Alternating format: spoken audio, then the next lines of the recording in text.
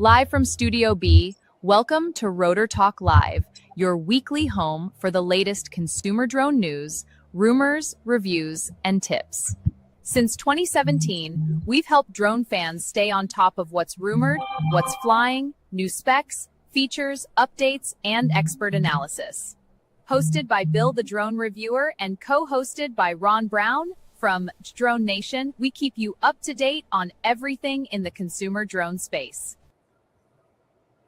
Good evening, everyone. Welcome to Rotor Talk Live, Season 9, Episode 23, DJI Faces New Reality. Hope everyone is doing well tonight. Got a full crowd in tonight. Sorry, started a few minutes late here. I did get everything lined up here. Let's see who we got. USA Drone Flyer, RJ Redding, Steve Porter. Art is here. Welcome, guys. Let's see, Dales is here. Welcome. Let's see who else we got. John Flynn, welcome, John. Gator Drones is here. Carlos Moran. Sergeant Rock, welcome, my friend. Good to see you. See who else is here. USA Drone Flyer, Joe, you're here. That's good. All right. Super good to see A is here. All right. Got a full house tonight. Got quite a bit lined up. And I've invited a special guest for next week. So fingers crossed. Hopefully that will fly. What can I say? I'm gonna play this twice because today's a very special day in the history of Bill the Drone Reviewer. So without any further ado, I'm going to share this real little clip, and I hope you guys enjoy it here.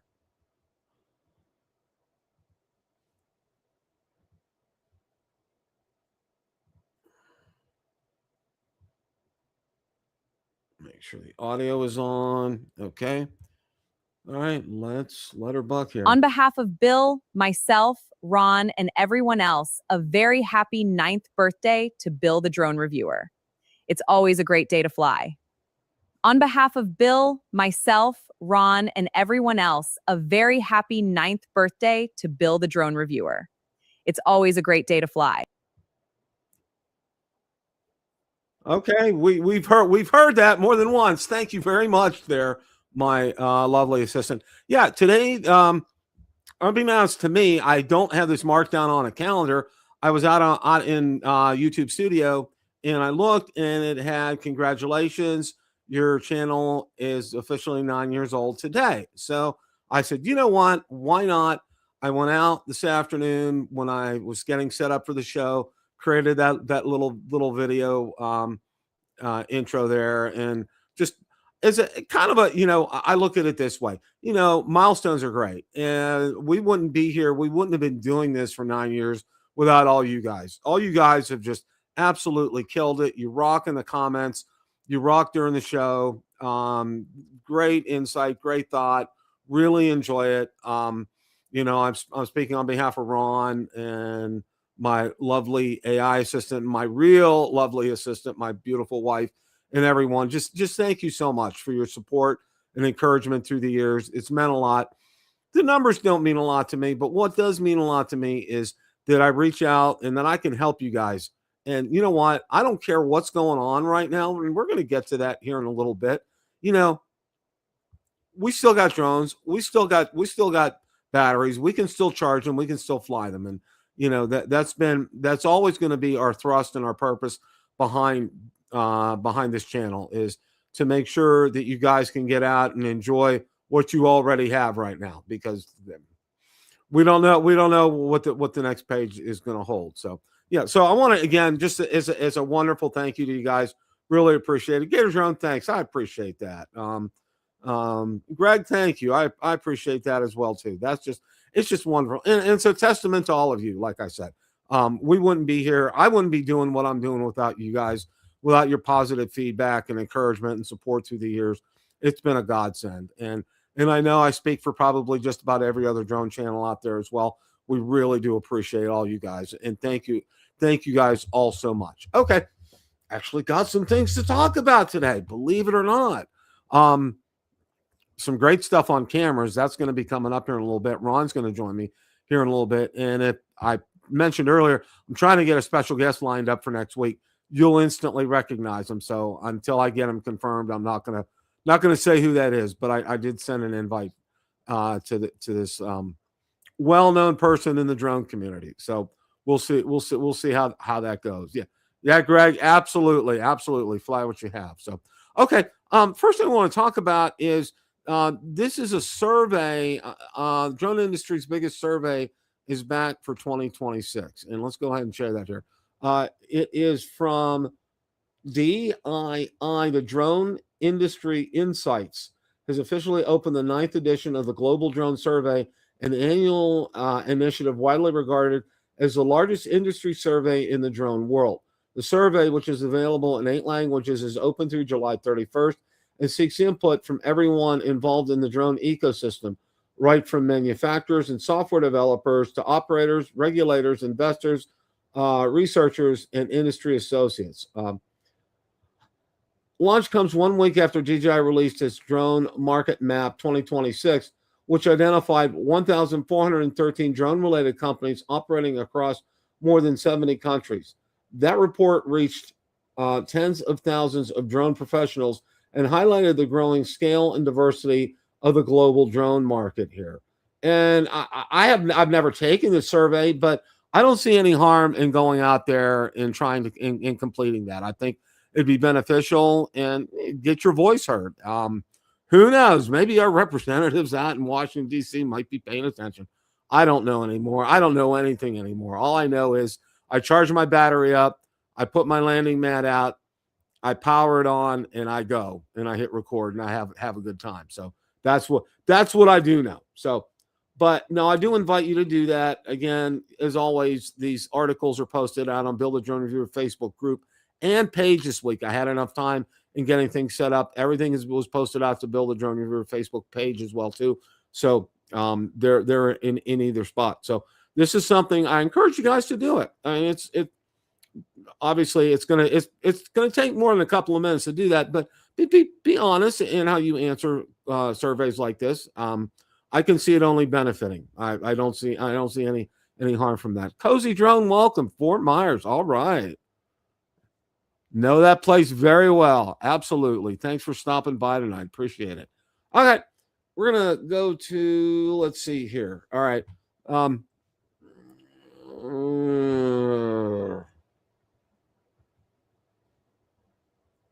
Okay. GoPro has the Mission 1 Pro, and let's see here. Drone DJ, let's see who did this. Jake Sloan did a comparison between the two, and I want to go ahead and share this article with you guys here. Let's see here. GoPro Mission 1 Pro versus DJI Osmo Action 6. The Ways DJI Still Wins. And this is a good, honest, thorough review. Image quality comparisons, D-Log versus GoPro Log 2, HLG versus HDR, low light comparison, slow-mo comparison, hyperlapse and time lapses, field of view options, subject tracking, photo comparison, audio comparisons and options, internal 32-bit float and 4-channel audio, physical size, user interface and accessories, internal memory, battery life and charging, size comparison, menu systems, GPS information, voice and gesture control, where GoPro beats everyone. GoPro Labs, you can have it do up to 300 megabits a second if you want to really get a lot of bit depth in there, and you can do all kinds. I mean, there's an insane amount of things you can do. Make this thing do, like wake up once every 24 hours and take a photo, create a really long time lapse if you wanted to, or turn it on at 3 a.m. in the morning and start a night star lapse or something like that if you want to do that. Like, it's an insanely powerful tool if you really want to go down the deep rabbit hole of what you can make a GoPro do. All right. Then we come to what's probably the biggest determining factor, and that's price. Okay. The Action 6 comes in roughly at around $430, $450 for the camera by itself with one battery. And you can get the Mission 1 for $600. Although if you're a GoPro subscriber, you can get $100 off the Mission 1 Pro for $700 to $600, but also have a code down there, Ranger 10. If you use that at checkout, you should get an additional 10%. Well, what did you think, especially the image quality? Let me know in the comments below. And it's all subject to your interpretation of image quality. Hey, Ron, how are you, sir? Hello, Bill. How are you tonight? Good. Taking a look at, they had an article comparing, Jake Sloan did a review. He compared the new GoPro with the DJI Action 6. I've seen several, videos comparing the new GoPros to the Action 6, the Insta 3. Let me just say Ace Pro 2. Yeah, it's too much to say in one word. And various other cameras.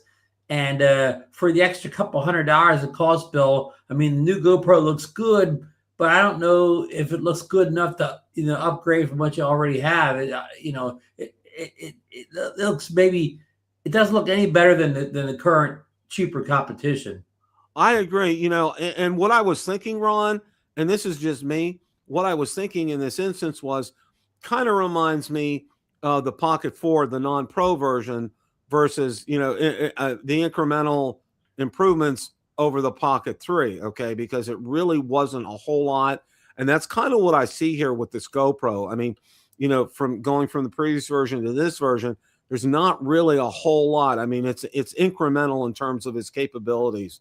Well, if you compared the GoPro Mission to the 13 in areas like low light and audio and whatever, it's miles ahead of its previous generation camera as far as, again, the low light ability, the ability to capture audio. Supposedly this doesn't overheat or freeze or whatever. So it's definitely an upgrade over its older model.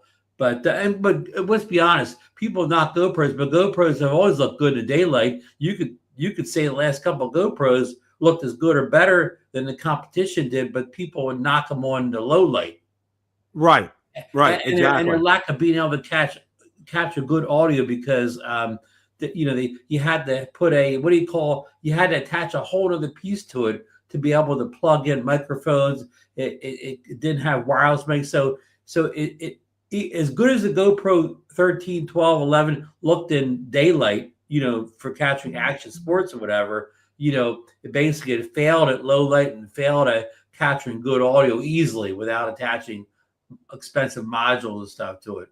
That's a real good summation on that. That really is. That kind of nails it. And, a lot of people were really hoping that this was going to be a game changer for GoPro and get them back in the mix of things.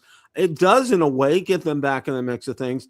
But, as you look at the pricing in comparison, it's just a little more than the Action 6 right now. And you get a lot with the Action 6. You pretty much get a lot of what you get with the GoPro, with the Action 6. So, it's tossing a coin and deciding, is that something that you want to do? I mean, if does the Action 6 have the 8K video now? I think it did. I think it had a firmware update. I think when it added the 8K. So okay, so of course the GoPro. It has the 8K as well as the Insta360. Even 8K is not like, it doesn't set you apart anymore. It's kind of common on these devices. So yeah, there's really nothing. I mean, even though GoPro, they talk about the sensor as a cinnamon camera, but there's really nothing groundbreaking on it. It just kind of levels up with what the competition has done to them in the past, say, 5 years. They've leveled themselves up, but they come at the highest price point. And we haven't even talked about the elephant in the room. For a company, if you could believe the rumors all over the internet, a company that may not be around next year. That's what I've heard. I've heard something along those lines. So that's all rumor, speculation, and whatever. We'll see where that ends up going there. The next article I wanted to share now. I got this. I get the Epic Times, and it's a neutral. It's non-traditional news, and it's really done in a very objective type of way. This article really piqued my interest here. Pentagon adds Alibaba, Baidu, and BYD to Chinese Military Groups Blacklist. And just to let you know, BYD is the company that manufactures electric vehicles. I don't know if you've seen, they have like a $3,000 or $4,000 truck that you can buy. It's one of those really small ones. And they make that. Baidu, I think they're another electronics firm as well too, and everybody knows about Alibaba. But it's been, now this is on the Pentagon's list. This isn't the FCC list. So this means, what this means is that the Pentagon can't procure any contracts or do any business with any of these groups. This has nothing to do with the FCC or permission with the FCC.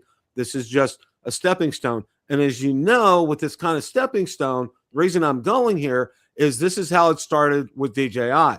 DJI got blacklisted by the Pentagon, and then it rolled on to the FCC. So, this is something I think we should probably pay attention to and be aware of. But, it's interesting that, this comes out. It's interesting this comes out, Ron, right after Trump's trip with everybody over to China and then coming back. It's real interesting that this came out at that time.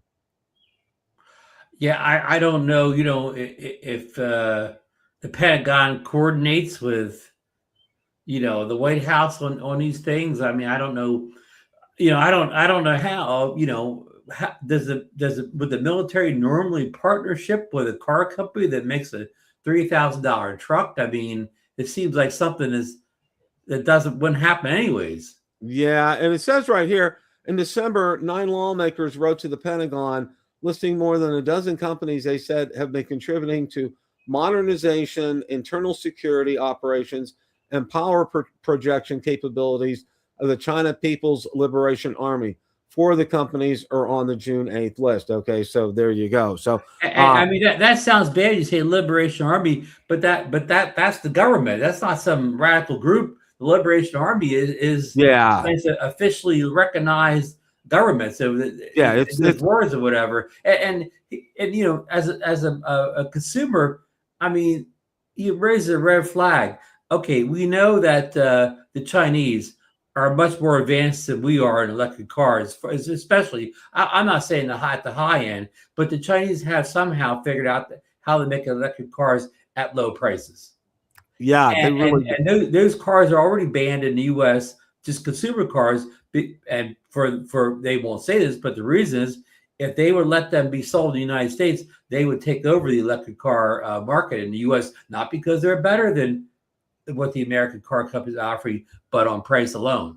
I think you're very right on that score too. And the other score is that they're extremely unsafe. Okay, they are not crash worthy at all. I've looked at a review, because one of these trucks, I mean, it's like a mini. It really is like a mini full size truck for about $3,000 or $4,000. I mean, it looks, and by the time you pay freight and shipping and getting it to your door, it would be like about $8,000 or so. Okay, which is still a significant savings, but it's crashworthiness. There's nothing there. And I did see some articles on that as well too. And they said they don't want vehicles like that coming in, because I mean, where you have some crashworthy, almost all our vehicles today have airbags and are crashworthy, but they're not even close with. Well, let me break that down for you better, Bill. In China, not everybody drives a supersized monster truck or SUV, so you don't need much crash protection. The U.S. drives the heaviest, most dangerous, cars in the U.S. as far as you're going to get hit by one of them. So you much take your risk getting on the U.S. roads than you do probably any other country's roads, because of people driving basically tanks around. Exactly here. Now, one of the other things I wanted to go ahead and talk about here. And John Flynn says the BVD is heavily subsidized by the Chinese government, and of course, yeah, that's. But I mean, what about when 2008, when our government had to bail out the big car companies here? Would you say they're heavily subsidized? At 2008, you would say Chevy and Chrysler were heavily subsidized too by the U.S. government. So that's, again, I mean, that sounds bad what John says here, but you can say that about American car companies at certain times. Exactly. I mean, they got bailed out and not going out of business in 2008. And I'm not being political. That's just true. They were bailed out by the U.S. government. And it was both sides. It was nonpartisan. I think no matter who'd have been sitting in office when that happened, they would have bailed them out. Oh yeah, because they didn't want to see them fail, and that's why they did that. But I could easily say heavily subsidized at that point, right? Exactly. So that these, these terms are thrown out here, they're, what they could be interpreted in many different ways and turned around on us too. A lot of the government here, they have backed, a lot of companies in the U.S. So what China does over there is not all that different than what we do over here with private sector companies. So, anyhow, I'm just, skeptical of lists like that when they don't release any details or backgrounds or reasons or whys or whatever. You might as well not even say that. You might as well not even put that stuff in public if you're not going to give any context to it. Oh yeah, exactly. I mean, it's the same. It's a carbon copy of what they did with DJI, Ron. I mean, it's just almost scripted the way this is happening, and very vague and very no real details behind it. No real meat or substance, and they ask questions that said we refer you to the office, and the office refers you to somebody else, and you never get an answer. Right. So. Meanwhile, if you go around your house, your refrigerator is made in China, your stove's made in China, whatever. Why aren't they dangerous? Why? Yeah, it's they never break down why some Chinese companies are picked on and why others aren't or whatever. Yeah. We're going to begin the DJI portion of the show right now. And one of the things that I wanted to spend some time talking about, we're going to talk about the Pocket 4, but this is an article. This was out on Drone DJ. And the article's called Everything DJI Wants New Pocket 4 Owners to Know. And let's go ahead and bring that up here. And I thought it was an interesting article from the standpoint here. Pocket 4 is built for creators who hate carrying gear. I mean, and that's Pocket 4 continues that philosophy. The camera combines a 3-axis mechanical gimbal, upgraded imaging capabilities, internal storage, wireless connectivity, and extensive accessory support into a device that can disappear into a jacket pocket, okay? The first mistake, laying it down like while it's powered on. And, of course, the gimbal goes into a protection mode is what it's talking about. Another warning, don't carry it by the lanyard hole. I mean, these are just some real common sense kind of things. DJI's biggest design change isn't the camera. Previous Pocket models relied on larger protective covers, but DJI has redesigned its Pocket 4's protection system around a dedicated gimbal clamp. The company says the new design secures both the gimbal and rotating screen while keeping the camera compact and easier to access, okay? Pocket 3 owners get some good news. One of the biggest questions regarding Pocket 4 has been accessory compatibility, magnetic ND filters, black mist filters, wide-angle lenses, mini tripods, threaded handles, and extension adapters. The battery story is better than most people realize, and it talks about the batteries here, the fastest way to move footage, and it talks about what the best way to do that is. The fastest method is a wired USB-C connection using USB 3.1 compatible cable. Internal storage solves another common problem. DJI is also pushing users towards using internal storage. Pocket 4 saves footage internally by default, allowing creators to start shooting immediately without first installing a memory card. Not every SD card is good enough, and of course, we all know about compatibility issues with that. The good news there is, Bill, even though they put that large internal storage in, 105 gigs or whatever, they still gave you the option of using an SD card, which I like. Right. That is very good here. Now, the whole reason that I put this up here first is, okay, and I know, I'm pretty sure you guys talked about this last night, and I want to bring this up here, is Insta360's Luna, and we're going to spend a couple of minutes on that, because I think, and this is just, if you want to call it like it is, to me, this is a game changer from everything that I've seen about this. Okay. And there's already, I don't know if we've had it last night or not, if I read this morning, there was already a leaked release date for the Luna now. It's near the end of this month. And it's showing up on about 5 days after that, the Pocket Pro will come out. Right. Insta360 is teasing an all-new camera system co-engineered with Leica. The Insta360 Luna Pro and Luna Ultra cameras hidden behind partially frosted glass at Insta360's large booth at NAB in Las Vegas promise high-end, simple, and dual-lens imaging and a familiar form and function here, okay?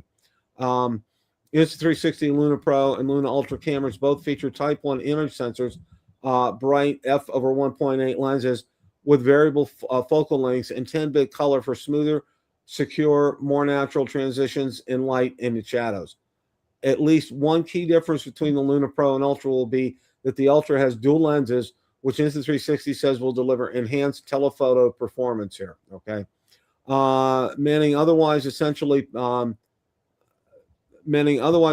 parrots the high-level features Insta360 announced, but it's good to get a better look at the device itself rather than be regulated to obfuscated glances through frosted glass.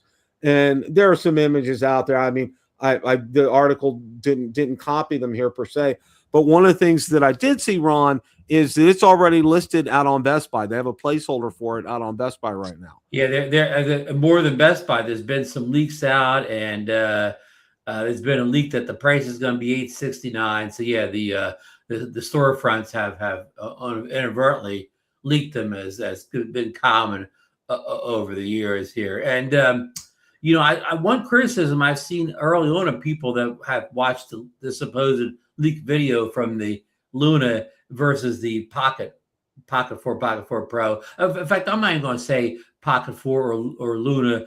Nobody wants the ones with single camera stuff. Everybody's interested in the Pro and the Ultra. Nobody wants those single ones. But anyhow, they say that the video from the Luna doesn't look as sharp as the leaked images or video from the Pocket 4. And I know it's hard to judge online when you're watching YouTube, and they might not have been on final release, they've been beta firmware. But that's been a big complaint among people, that the Luna footage doesn't look as sharp. But what we learned, we did talk about this last night, that people already have photos of the side of the box for the Pocket 4 Pro. And all the rumors, Bill, for months have said that it would come with 6K video. The side of the box says 4K, like 240 is the highest resolution, where I think it's almost guaranteed that the Luna's coming in with 8K video. So yeah, I can't see and I can't see that Insta360 is going to come out with something where the images and the video won't be as sharp or sharper than the Pocket 4 and the Pocket 4 Pro, because you know, and let's call this like it is. Insta360 is going to fill a huge void here, especially in the United States, because of our inability to get the Pocket 4 Pro. They're coming right in. I mean, it's full steam ahead. I mean, that train is running down the tracks. Right. Nobody at the SCC or the Border Patrol is going to be stopping any boxes marked Insta360. Exactly. It's going to come across without hesitation. And I think, you know, the old saying, something is better than nothing, you know, I don't want to say it applies in this instance, but Insta360 is going to fill a huge void. All right. And I think they really kind of stepped up to the plate to get this out, to get this product out to us. And, you know, the timing of it is fantastic, because the Pocket 4 Pro is supposed to come out everywhere except the US, of course.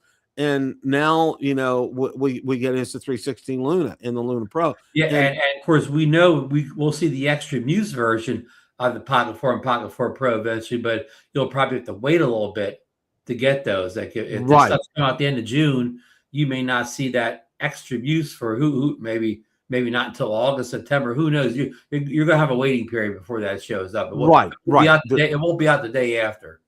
Right. And this is an example right now of the larger issue at hand, is the lack of availability of DJI products here in the United States.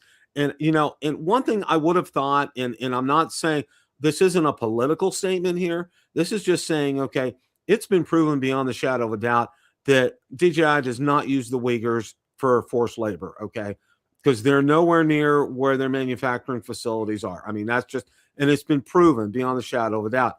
So, you know, I was kind of hopeful after this trip to China by Trump and, you know, half the federal government, that they'd come back and they'd say, well, you know, we're going to kind of just, you know, relax this importation from China of things, and you guys can start getting them again. But nothing has happened. I mean, that's just, that door still remains shut. And that really kind of, that's kind of puzzling, Ron, because, you know. Well, I mean, again, whatever lobbying groups are doing is these lobbyists have basically convinced, people in the U.S. government, from all levels to put DJI out of business in the U.S.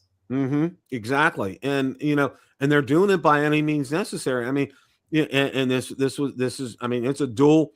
They really kind of have DJI by the throat, not once but twice, because you can't get them imported here in the United States, and then if it's not approved by the FCC, technically it's not technically, but it's illegal to use here in the United States. So I mean, it's a dual-edged sword. And you said, like you said, Insta360s, they're taking advantages not only with this Luna Ultra, whatever, but you saw a couple weeks ago they came out with a wireless microphone that looks like it tops everybody's wireless microphone. It looks like it's a step ahead of the Mic 3. It's a step ahead of everybody's wireless mic system or whatever. I mean, I can't even go into all the unique features it has, but so they come some point this summer, they may have the best handheld small pocket camera on the market and the best wireless audio with it too. Whatever they may be killing it. A footnote, Bill. Somebody said this last night in the show, and I looked it up.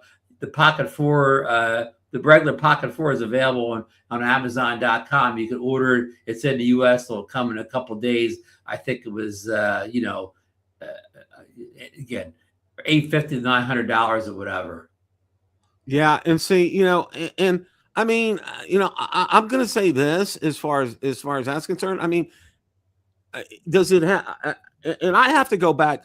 Was that approved by the FCC, Ron? The Pocket 4? We thought we read that back, at the end of last year, but we thought we read that about the Lito drones too. So at this point, we don't know what was approved and then got revoked later on. But I think we had thought all along that the Pocket 4 had got approved, but again, we know about FCC approval, whatever, and of course, law enforcement is on the lookout for drones, right, Bill? Everybody, right? But nobody's on the lookout for somebody with a handheld camera. The chance of you getting stopped by law enforcement at any level holding a small stick in your hand is what we think that's 1 in 99 chances you're going to get caught with a unapproved FCC pocket camera. Yeah. So I mean, and what I'll say about it is, I mean, the only way you can really know is if you take a look at the box. If you can look at a Pocket 4 box right now and see what it says, because it will say that it's clear. It's the same language, and it's the same. You look inside the battery compartment because that's where the FCC label goes on all these products, and if it has that FCC ID on there, then you're good to go. So.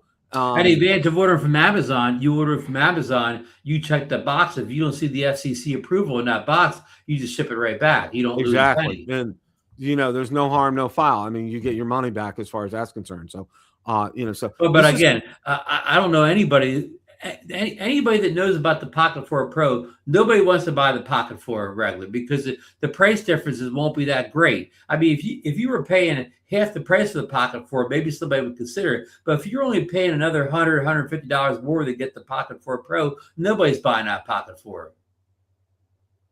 Okay. Wow. I mean, right?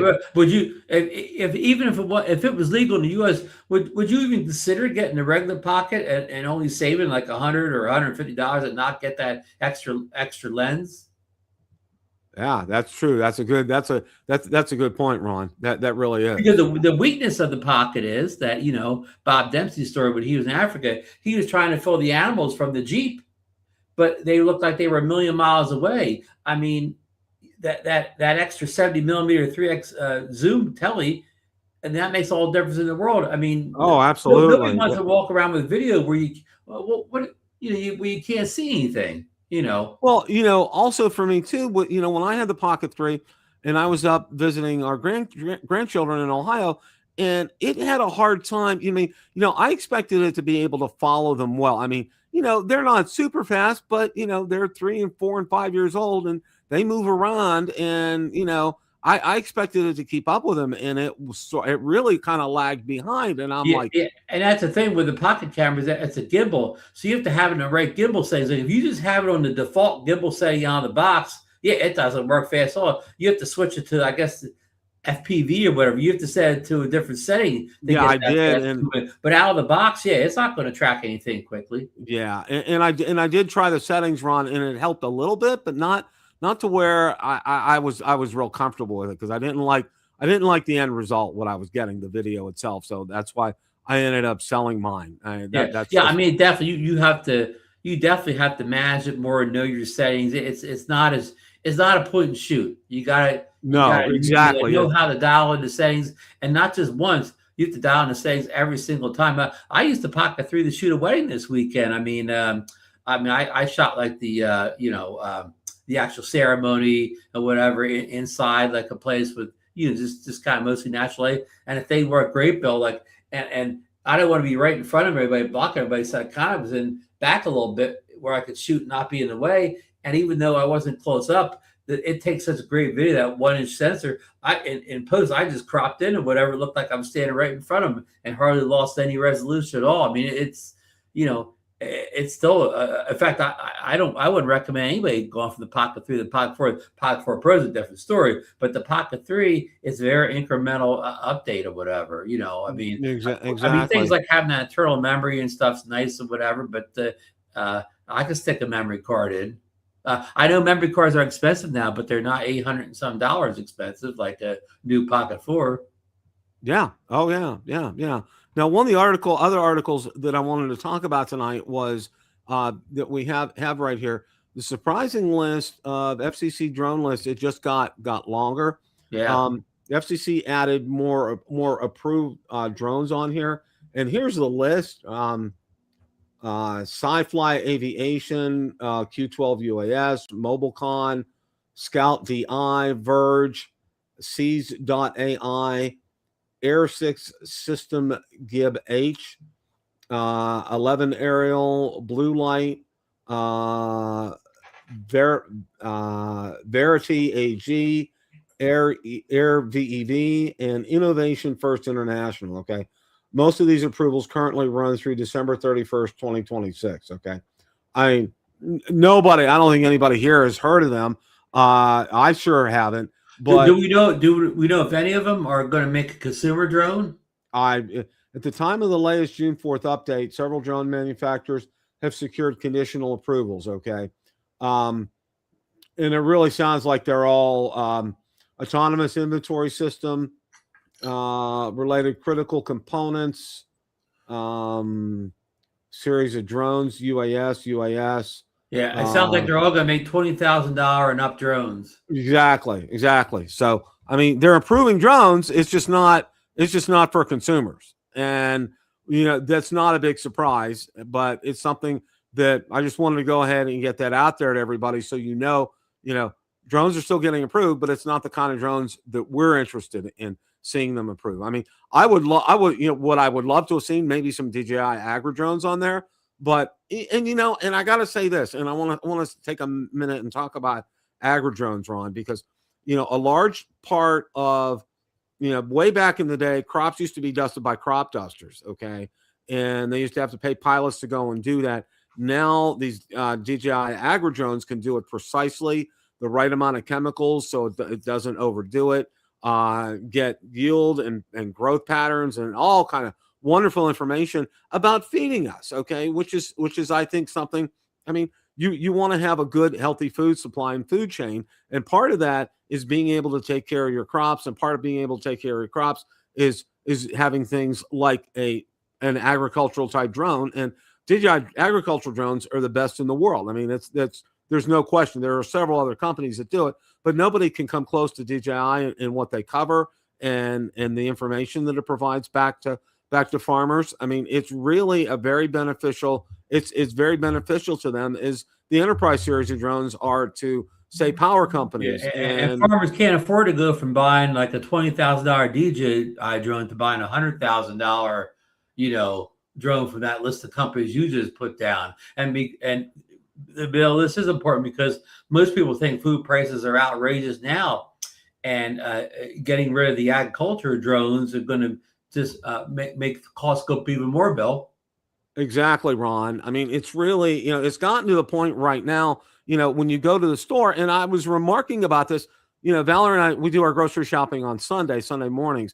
And I was remarking to her, it's like every week we pretty much get the same thing week in and week out. We don't vary a whole lot. And I've actually seen, the prices incrementally go up as far as that's concerned.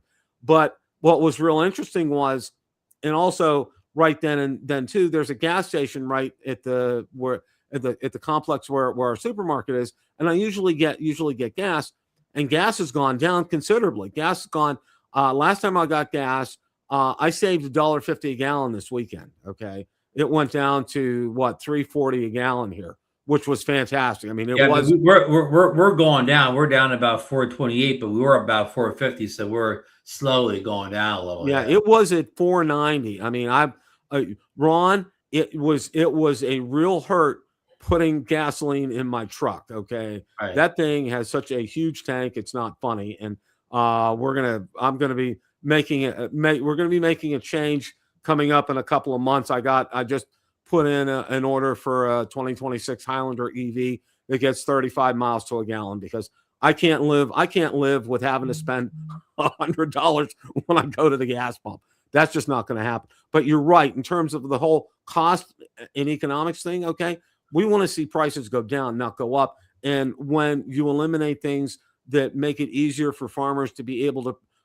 get food out on the table for us, okay, those costs are going to go up. They're going to get passed on down the chain, and it's going to get passed on to the consumers. And that's a wrong thing. Okay, the part of this whole thing with DJI, people think it doesn't affect them because, I don't fly drones. Well, farmers fly drones. Farmers use agricultural drones, and where we get our food supply from. So, that's a whole nother story in and of itself. But suffice it to say, it's something that probably should be a little more aware of than a lot of people are. So the next article that I wanted to talk about, and I know you guys talked about this last night, and I'm like, yeah, this is. But before we move too far, and I was going to say about the approval drones, we can't even get the Potensic Atom 3 approved. That's true. That's true. a drone that a lot of people would like to get their hands on can't get approved. Yeah. Oh yeah. Yeah. So that's just here. Okay, my screen's locked. I have no idea why my screen's locked right now. So I'm working on this here. Let's see here. I think Drone Oki said the Pocket. I think he's referring to the Pocket 4 being approved before the December 25th. Yeah, that just came up because I was trying to get. Oh, there is that the Mini 5 Pro? Or is that one of the new? That was the Mini 5 Pro. No, the arm says the Mini 3 on it. On the right arm. You're right. That is a Mini 3. So okay. What I want to talk about is Skyrover X1. Fly combo 8K drone bundle with screen controller in gray. All right, and you guys probably saw. I know Ken Herron did a video on this with a yellow one with a controller, and this was directly from Skyrover itself. Now, Skyrover has really gotten very aggressive in terms of its marketing, Ron. It's not only it's out on Best Buy, it's out on Amazon, it's out on Adorama, it's out on B&H. I mean, there are multiple places where you can purchase it. It's also out on Skyrover's website as well, too, to be able to purchase and Bob Dempsey said they were either at CES or NAB, and they had a booth there, and they were promoting their products at the shows. Well, and I was all excited here, but then I take a look. Now, the premiere is supposed to be available for purchase tomorrow on the 10th. And I'm looking at this price right here, $989 for a Flymore combo. That seems a little on the steep side for me. Now, which model is this, Bill? This is the Flymore combo for the X1. Oh, okay. Which includes the 3 batteries, a controller, and a case. Right. That's a significant step up from their, I'll call it, for lack of a better term, the N3 controller. That's a significant jump up. That's a real. I mean, and according to Ken Herron, the smart controller is very similar to the DJI RC2. He weighed him, and this is weighs a little bit less than the RC2, but looks very similar. Yeah, and just seeing this here, and looking at this, okay, that's all well and good, and it's probably going to have the features. Did they, with this controller upgrade, has anything happened with the drone itself? I mean, or is this just strictly a controller upgrade? I mean, I haven't really. Yeah, well, they when they sent Ken, they didn't send Ken just the controller. They sent him the drone and the controller, and it seemed like it was the exact same drone, same features as the one everybody reviewed last summer at the X1. Bill, do you have the Skyrover product? I did, and I sold it. And it really, in essence, it was a Mini 4 Pro. Okay, no questions asked, and it just looks to be the same here. But Bill, the alarming thing, we got a report yesterday from Lou Drone Angels. He pinged Skyrover X1 support, and he asked about the availability of the controller, and they told him that would be available in late June, but they also told him that it would not be sold separately. It'd only be sold, with the drone. Right. And we got on that right away. Said what lack of, whoever runs that company, what lack of understanding do they want? People went out and supported their company last year, bought 2 different versions of Skyrover, and now they leave them kind of hanging out dry here. They won't sell them this controller without them buying not even a new drone to buy, the same drone they already have over again just to get the controller. Well, that's Bill. That's I don't know. You don't have to be a GDCO to know that's no way to do business or whatever. I agree 100%, Ron. I mean, it really kind of is shooting themselves in the foot. And no talk was also made mention of the fact is it going to work with their other drone? Okay. You're right. They haven't said a word about that as far as that's concerned. But not offering a standalone controller by itself. Wow. Okay. I think that's a huge miscalculation on their part. I mean, if you take a look, if you go on their website now and where the outlets that they're selling them at, it's my gosh, it's like everybody and his brother that's an electronics or, photo related type business that has a storefront and also Amazon. They're out there selling this now. Okay. It's not, they really, plus their own website, they're offering it as well too. They have it available as well. And, that's all well and good. And I get that. But, some things that stand out to me, that price, I think that price, it's going to kill them, Ron. They're going to have to. I agree 100%, Bill.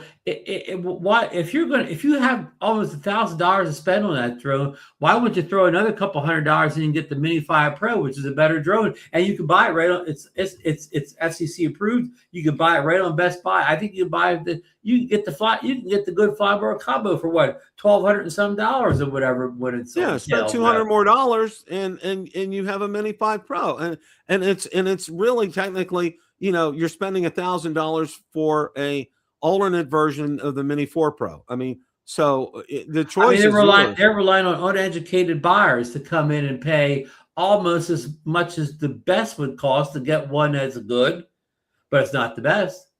Exactly. And it's just, do they think that we don't understand what's going on here? I mean, you, myself, all our viewers, we know, we can see this, we can see what's going on here, Ron. It's just like, okay, would I test a unit like that? Absolutely. I would be happy to do something like that. I would, if you're listening to Skyrover, if you send one to Ron or I, we'd be more than happy to go ahead and test that for you. But, understand something, okay? Number one, your price point, it's just wrong, okay? It's just absolutely wrong. Number two, you're not offering a standalone controller to be sold. So, for those who already have X1 drones, that they could pair it with that. I mean, that just. And Skyrover, you could send me that product, but the 2 points Bill just mentioned, I'm not going to hide that from the customers. I'm going to talk about that in the video. So absolutely, I would do the same. And not offering that as a standalone to be able to buy that for your previous customers, that's a great disservice to them. And I know, one of the other things was, and for the longest time, and I don't know, I didn't take that detailed of a look at their website.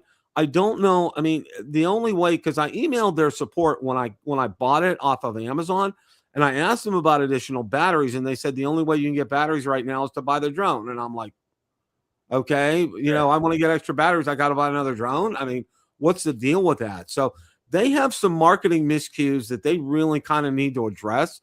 in a hurry, or this is going to sit on shelves, Ron, because, educated consumers, will go out there and who do their research. And if they're looking for, say an alternative to DJI, oh, this is a great alternative. And you take a look, oh, 980 and has a built-in controller. Oh, okay.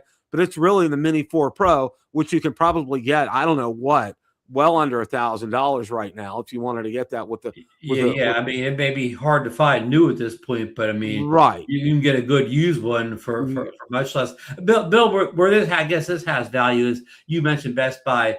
A brick and mortar store can have this drone on their display counter, but there won't be any DJIs there. So that's the advantage they have in brick and mortar. They could be a brick and mortar drone seller, where DJI you have to order basically. Exactly. I don't think any Bill, no outside that one store in New York City, almost no brick and mortar in US has a DJI drone on the shelf anymore, right? Exactly. And with this right here, I mean, this is just a lesson. If you're considering this, everybody out there, just to let you know, just an FYI, okay, this is really the Mini 4 Pro, all right, and you'd be paying $980 for it if you were to get it like this today, all right. And I think, number one, they need to adjust that price because it's way too high. Number two, they need to offer this as a standalone option to all the people that already have the Skyrover X1 and the other one. And they also need to tell us whether or not it would be compatible with their other drone. They haven't made mention of that fact at all. And Bill, also, we don't know if this controller has got FCC approval, because we found out the controllers need FCC approval too. So, okay, how can this controller, I mean, the Pentagon Adds the Litos, they didn't get, how can this product come out later than these other products? How can it pull an FCC approval out of his hat or whatever? Yeah, there's been, because that anything like that needed to have been approved by December 23rd or whatever. And not have it revoked afterwards. Exactly. And I mean, was this hidden in some approval that we didn't see last year? I don't know. So, it's like there are a lot of questions about this, and, Skyrover, we're very anxious. And if you want to send a representative to be either on Drone Nation or Rotor Talk Live, and we can talk to them and do some Q&A with them about this, I would be more than welcome to do that. I would not mind scheduling. But be ready. The tough questions will be asked. Yeah, we're gonna grill you. It's not gonna be easy. We're gonna not treat you like down in Congress, but the tough questions will get asked. Yeah, we're gonna hit those tough questions with you. So, I mean, it is what it is. I'm all for Skyrover. I mean, the fact that they can be sold in America, retail stores or whatever. I'm all for supporting Skyrover, but as far as consumers, I'd be wary of their pricing right now. And people have been singing their praises for all year. I mean, but even the X1, when it came out with a regular controller, it still costs like about $700. So it still was only about $150 cheaper than the Mini 4 Pro. So it's less, but it's not like it's gigantically less or whatever. Exactly. When I had it, Ron, it performed very well. It performed just like a DJI drone would and should. I had no issues with it. The video from it was fine. The batteries were fine. The controller, as far as range that was fine. Just no signal dropouts on it. I mean, everything worked as it should, which is what you expect from that. Okay. But you brought up another good point, is the original one I thought was overpriced, and and it was. Mean, it went on sale. People started getting it cheaper. I think at one point you could get it for like around $600 a standard controller. Right. It did, but right out of the gate or whatever, it was cheaper than Mini 4 Pro, but not all that much. $150, I guess. Yeah. $150, but I mean, not what I could call a bargain device. No, it's not. And just for we'll wrap this segment up with this. Okay, this is a Mini 4 Pro by any other name, guys, and just throwing that out there. Slightly improved. And go ahead and email them. It's I think it's support at skyrover.com. I'm not 100% sure. You can go out to their website. I'll drop a link in the comments below after the show, so you guys can email them and ask them up front. Ask them the tough questions. I mean, they should come back. Ask them why this isn't being sold as a standalone drone. Ask them why it's priced so high when it's really the equivalent of an upgraded Mini 4 Pro when the Mini 5 Pro is out right now. Yeah, and when you add the Skyrover X1 with the smart controller to your Amazon cart, go before you hit the buy button. Go over and put the Mini 5 Pro in that cart and study the specs side by side and the price difference and see if saving about $200 is worth sacrificing some of the specs upgrades you get on the Mini 5 Pro. Absolutely. Any closing thoughts here, Ron? Well, we're waiting. Tomorrow is a day for the Pentagon Atom 3.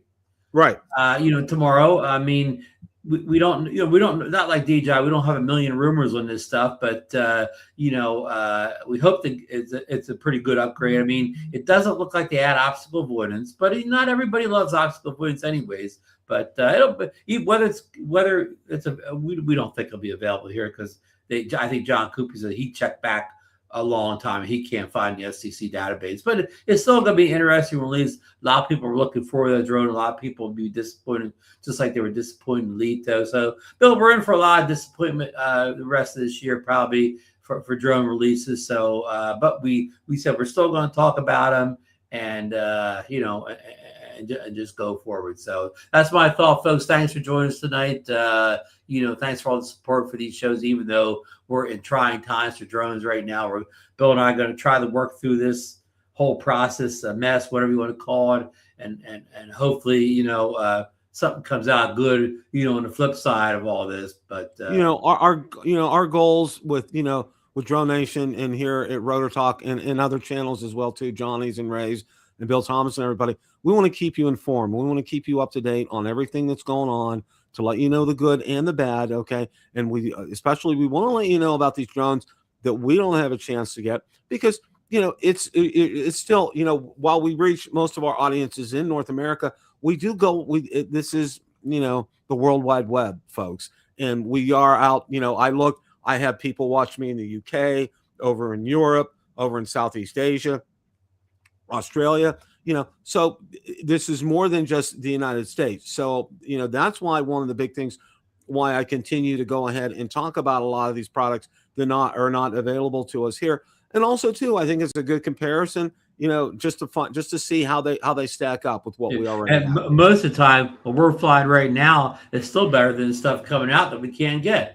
Exactly. So, as the old saying goes, enjoy what you have. Real quick one before we go. Evelyn paid me the other day. She has the Avata 360 replacement lenses available again. Yes, I did see that. She did put a post out on my Avata 360 group. So there you go, folks. For doing that, Evelyn. So if you're looking for those replacement lenses, Evelyn has those, and those fly through customs. There's no problem with those. Okay. They probably can't figure out what they are anyways. Yeah. But so they did open the box. They said, what are these things? Yeah, exactly. So that's where things are. Just want to close again as a reminder. Today, Ron, is the 9th anniversary of Bill the Drone Reviewer. Okay, right.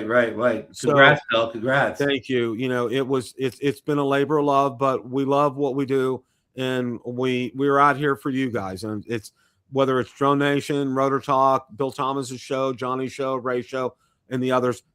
We're all here for you. We want to keep you informed. We want to keep you up to date on things, and we want to have some fun along the way. Okay, without having fun, what's this worth? And and one of the biggest ways we do that, again, think about the drone meetup for next year. I mean, that's keep that in your radar. Rooms are already available. The rooms are already available, so go ahead and book them at the Hampton Inn. I mean, I can tell you that was the best as far as I'm concerned of the ones that I've been to. And Valerie just had an incredible time. And we're gonna take Monday off as well too. So we're gonna stay the whole weekend and go out flying on Sunday, and it's just a lot of fun. Just a lot of fun, guys. We'll have a good adventure on Sunday, Bill. We'll do something special. Oh yeah, like you guys did before. I'll take you around the spots. You're gonna get footage. You're gonna keep you editing for months. I love that. That sounds like right up my alley. Okay, guys, take care. It's a great week. It's a great day to fly. Have a great rest of your week.